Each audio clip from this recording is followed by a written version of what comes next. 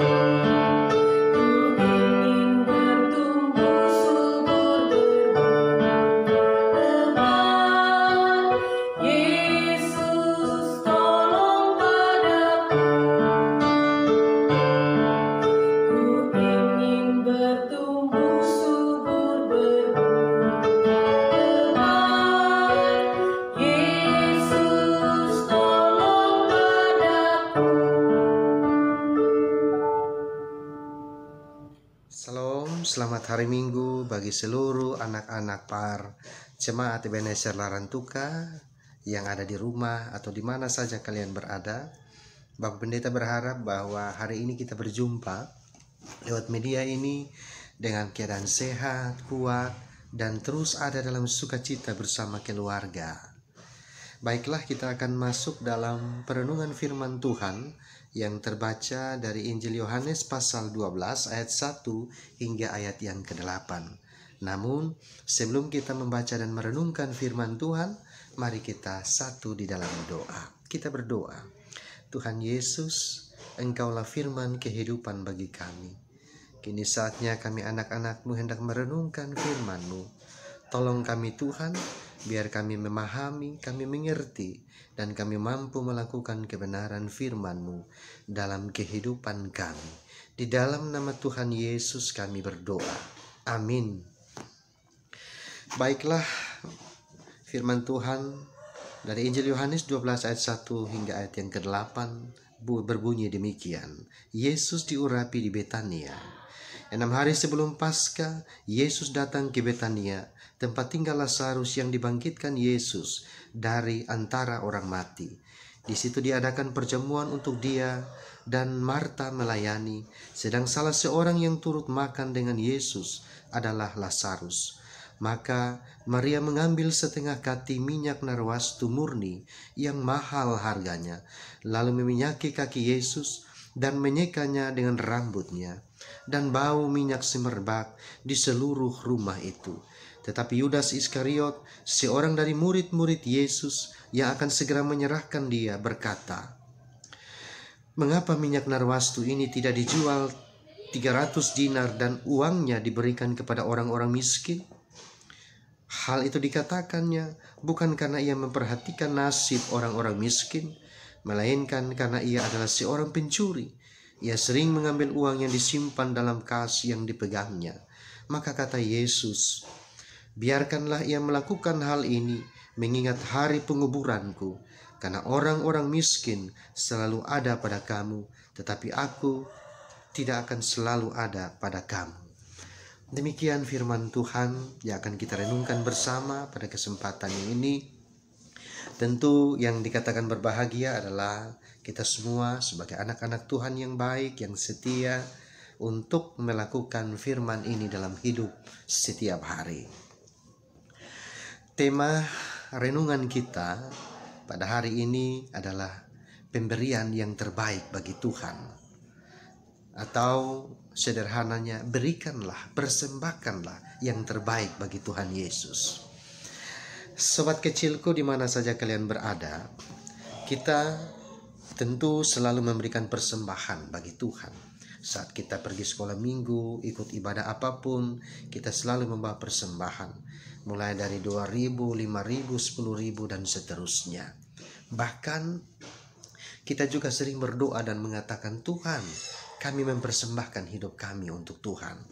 Tetapi hari ini kita mau belajar dari firman Tuhan.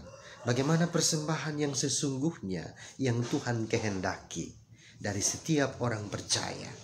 Sobat kecilku yang Tuhan berkati, kalau kita melihat cerita Alkitab tadi, ketika Tuhan Yesus bersama murid-murid datang dan masuk di dalam rumah Maria, Marta, dan Lazarus.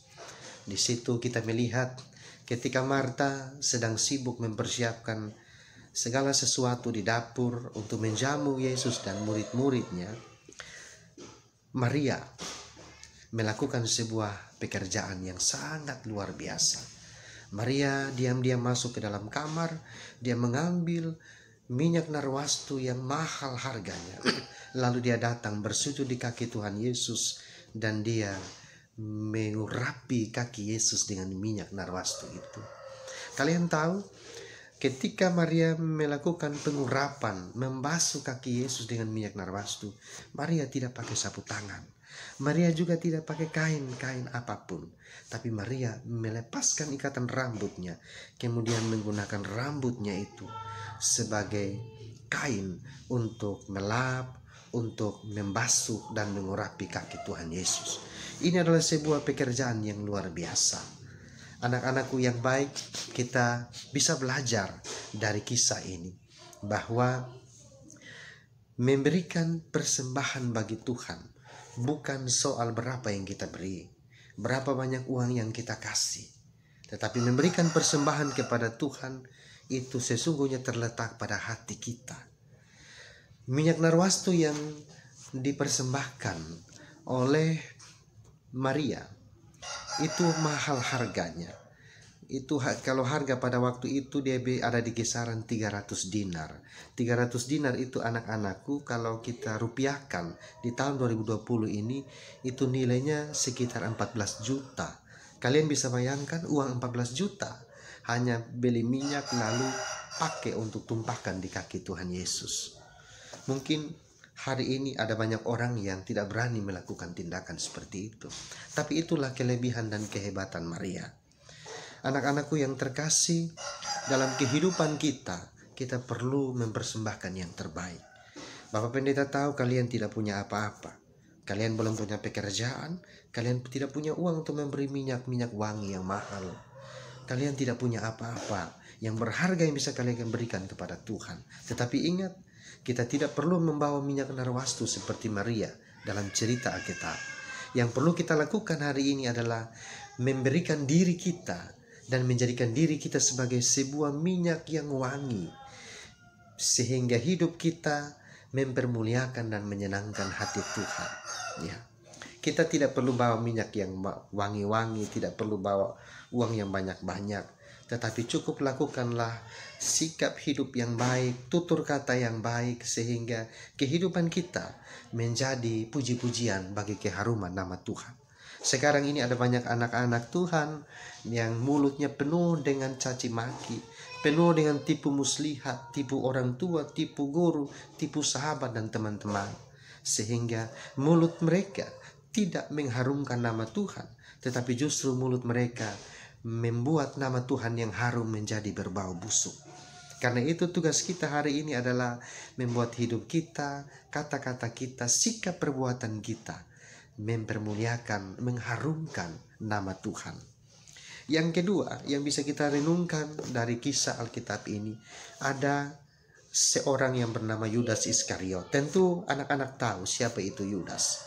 Yudas itu terkenal karena kejahatannya, karena suka menipu, karena suka mencuri. Sehingga kadang-kadang dalam pergaulan sehari-hari kita, kalau ada teman-teman yang punya sikap yang seperti itu, kita selalu beri julukan dia Yudas. Ya. Tapi sahabat pendeta percaya bahwa di rumah kita tidak seperti itu. Amin. Ya. Karena kita anak-anak Tuhan, kita perlu belajar untuk menjauhkan sikap Yudas dalam hidup kita. Sikap Yudas itu apa? Yudas adalah orang yang suka menipu, yang suka mencari keuntungan dalam segala situasi. Karena itu, mari kita belajar untuk tidak menjadi seperti Yudas. Yudas itu suka menipu, suka membohongi, suka mencuri. Dan Bapak Pendeta yakin dan percaya bahwa anak-anak PAR Jemaat Ebenezer Larantuka tidak ada yang seperti itu. Kalaupun ada yang seperti itu, bertobatlah dan persembahkanlah yang terbaik bagi keharuman nama Tuhan. Anak-anakku yang dikasihi Tuhan kita Yesus Kristus, mungkin kalian pernah mendengar satu pujian dalam NKB yang berkata, "Sudahkah yang terbaik kuberikan kepada Yesus Tuhanku?" Pujian ini sebenarnya mengingatkan kepada kita semua bahwa tidak pandang kita ini anak kecil, orang muda atau orang tua, siapapun kalian, ketika kalian merasakan kasih Tuhan, maka persembahkanlah yang terbaik bagi Tuhan. Hidup yang kalian jalani hari ini adalah anugerah Tuhan. Kesehatan yang kalian miliki hari ini adalah berkat karunia dari Tuhan. Kekayaan, harta, pendidikan, keluarga dan orang tua, sahabat-sahabat yang kalian miliki, itu adalah pemberian Tuhan. Karena itu, kalau Tuhan sudah berikan yang terbaik bagi kita, maka mari kita persembahkan yang terbaik bagi Tuhan. Supaya melalui hidup kita, melalui tutur kata kita, melalui sikap kita sehari-hari, pergaulan kita dengan teman-teman sahabat kita, nama Tuhan dipuji dan dipermuliakan. Tuhan menolong dan Tuhan memberkati kita semua. Amin. Adik-adik, sebelum kita memberikan persembahan syukur kita, mari kita berdoa. Bapa kami yang di surga, puji dan syukur kami naikkan ke hadapan hadirat-Mu Tuhan, karena atas berkat dan limpahan yang Tuhan berikan kepada kehidupan kami. Saat ini Tuhan, kami akan memberikan persembahan syukur kami. Tuhan berkati persembahan kami ini. Di dalam nama Anakmu Yesus Kristus kami berdoa. Amin. Zakat yang terbaik ku berikan kepada Yesus Tuhanku, besar pengorbanannya di Kalvari, diharap yang terbaik dariku. Berapa yang terhilang aku cari, dan ku lepaskan yang terbelenggu. Sudahkah yang terbaik ku berikan kepada Yesus Tuhanku.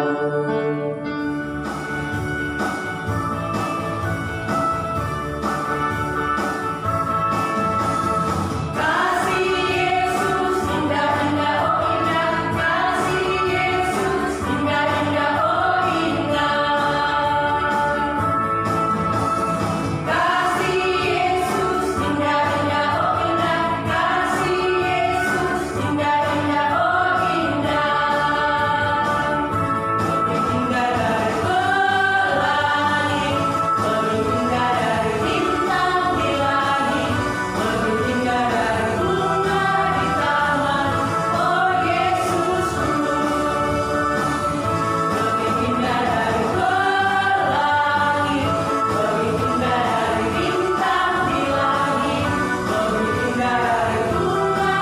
dari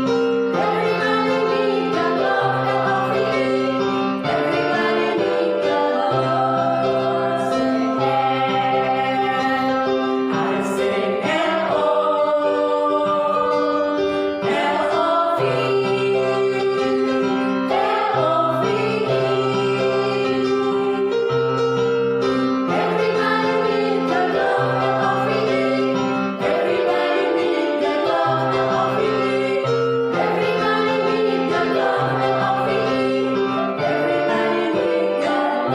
Oh Yesusku. Sobat kecilku yang dikasihi Tuhan, tibalah saatnya kita akan menaikkan doa syukur kepada Tuhan, sekaligus doa syafaat dan doa penutup. Untuk itu, mari kita satu di dalam doa. Kita berdoa. Oh Tuhan Yesus Kristus, Engkaulah sobat dari Galilea. Engkau sahabat bagi kami anak-anak ketebusan. Engkau tidak memandang kami dari usia, jabatan, dan kedudukan, tetapi di mata Tuhan kami sama harganya. Terima kasih untuk pelayanan hari ini yang Tuhan izinkan terjadi. Terima kasih juga untuk firman-Mu yang telah kami renungkan bersama-sama. Kami telah memberikan persembahan syukur kami kepada Tuhan. Dan hari ini sebelum kami mengakhiri semuanya, kami juga mau mempersembahkan hidup kami secara total untuk keharuman nama Tuhan Yesus Kristus. Ya Allah Tuhan kami berdoa saat ini bagi sejumlah anak-anak Tuhan yang sedang mengikuti kegiatan ibadah sekolah minggu dari rumah mereka masing-masing. Dalam segala pergumulan hidup mereka, yang sakit Tuhan sembuhkan, yang punya masalah Tuhan bantu dan selesaikan. Bahkan yang punya orang tua dan keluarga sakit, kami berdoa, Tuhan pulihkan, Tuhan sembuhkan dengan kuasa-Mu. Kami berdoa Tuhan bagi seluruh pergumulan pendidikan mereka di tengah-tengah situasi COVID-19. Tuhan tetap memberikan kesehatan, kekuatan bagi semua anak-anak yang senantiasa berseru dan berharap kepada Tuhan agar mereka tetap memiliki kesehatan, kekuatan di dalam tangan kasih-Mu. Kami juga berdoa bersama semua anak-anak Tuhan yang sedang mengikuti kebaktian ini. Biarlah Tuhan terus menolong dan memberkati papa dan mama, memberkati keluarga, memberkati orang-orang yang mereka kasihi dan cintai, yang senantiasa menopang, menuntun dan memimpin mereka dalam hidup ini. Kami juga berdoa ya Tuhan bagi seluruh kegiatan-kegiatan yang mereka kerjakan, baik dari rumah maupun dalam kegiatan apapun yang mereka lakukan, ketika mereka bergaul dengan teman-teman, ketika mereka berbaur dengan orang luar, dimanapun mereka berada. Kami mohon Tuhan jauhkan mereka dari segala hal yang buruk. Tuhan jauhkan dari mereka segala hal yang dapat mengancam kesehatan dan keselamatan mereka. Kami tetap berdoa bagi pelayanan di lingkup kategori anak dan remaja. Tuhan tetap menopang dan memberkati. Berkati semua kami dalam mengusung sejumlah program-program pelayanan, mulai dari UPP, pengajar, dan semua badan pengurus PAR yang tersebar dalam jemaat Ebenezer Larantuka ini. Ya Allah Tuhan kami percaya bahwa Engkau memanggil hamba-hamba-Mu sebagai UPP, sebagai pengajar, sebagai pelayan PAR, sebagai badan pengurus. Biarlah Tuhan tetap mengikat satukan kami semua untuk sekalipun di tengah-tengah situasi COVID ini, kami tetap punya kekompakan, kami tetap punya komitmen, dan kami tetap punya kerajinan yang kokoh dalam mengangkat tanggung jawab pelayanan ini. Tuhan Bapa di sorga, kami juga berdoa bagi bangsa dan negeri kami. Biarlah Tuhan memberkati para pemimpin-pemimpin kami dengan segala kebijakan-kebijakan yang ada, agar melalui kepemimpinan mereka kami semua dapat mengalami damai sejahtera, sukacita, dan kami juga bisa keluar dari tantangan-tantangan yang semakin berat hari ini. Terima kasih Tuhan, semua rangkaian kegiatan pelayanan hari ini kami persembahkan bagi keharuman nama Tuhan Yesus Kristus. Sebentar kami akan mengakhiri semuanya. Kami akan kembali melanjutkan segala pergumulan hidup kami. Kami mohon biarlah anugerah dari Tuhan Yesus, kasih Allah Bapa di dalam cinta dan persekutuan Roh Kudus tetap menyertai semua anak-anak Tuhan bersama seluruh pelayan-pelayan PAR yang ada mulai saat ini sampai Tuhan Yesus datang kembali. Amin.